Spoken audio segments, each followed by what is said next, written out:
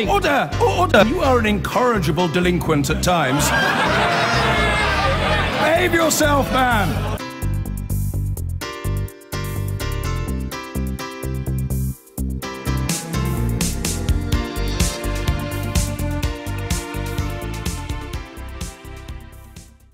But since my manifesto was published, the proposals have been subject to fake claims made by Jeremy Corbyn. The only things he has left to offer in this campaign are fake claims, fear and scaremongering. So I want to make a further point clear.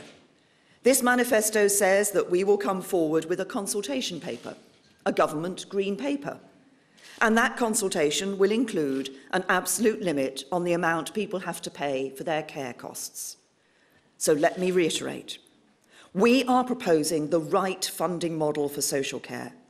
We will make sure nobody has to sell their family home to pay for care.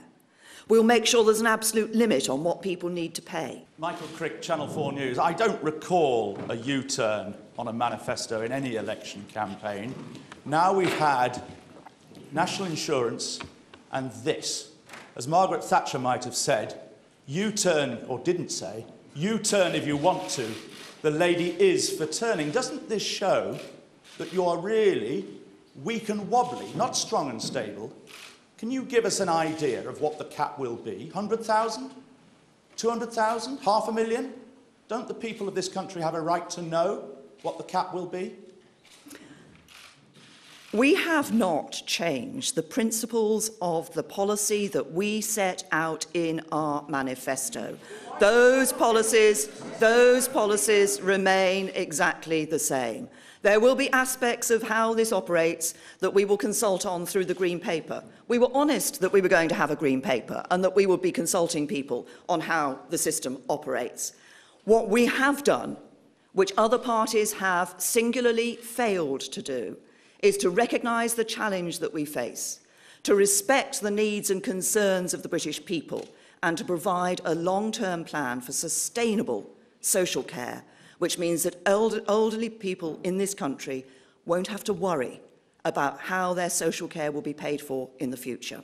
Well, you can be cleaned out up to £100,000, which means, under your new proposals, which means that if you're cared for at home, and let's remember this is a change you're making, which is tougher on people than the current system, if you're cared for at home, you could have to spend much of the value of your house before you die simply to pay for that care at home, which means it is fairly meaningless, isn't it, Mr. Hunt, to say that you'll still be able to leave the house to your children, because the children will pick up an enormous debt and they won't be able to keep the house.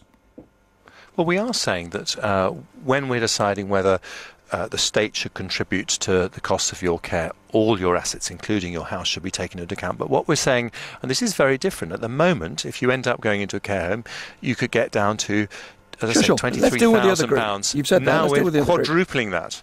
Well, we're quadrupling that amount. And what is the alternative? And I think this is the important thing, because I know you had Sir Andrew Dilnot on earlier. If you have that cap that was his proposal, if you have that cap, excuse me, it was your proposal in your last manifesto. Yes. You promised to implement it, you passed a law to implement it, you then said, oh, well, let's delay it a few years. So let's not slough it off to Andrew Dilnot. This was a Tory manifesto promise. Yes, and we couldn't be being clearer, because yes, and not only are we dropping it, but we are dropping it ahead of a general election, and we're being completely explicit in our manifesto that we're dropping it, and we're dropping it because we've looked again at this proposal and we don't think it's fair. And the reason that we don't think it's fair is because you could have a situation where someone who owns a house worth £1 million, £2 million, has expensive care costs of perhaps £100,000 or £200,000, ends up under that proposal not having to pay those care costs because they're capped, and those costs get borne by taxpayers, families, younger families who are possibly themselves struggling to make ends meet, and we don't think that's fair on different generations. And what you will see in the manifesto, it's a very important point I'm about to make, Nick, I'll just say this.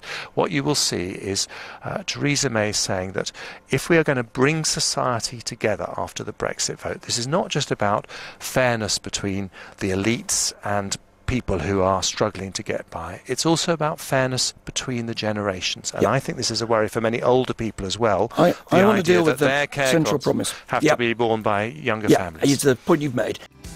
I've been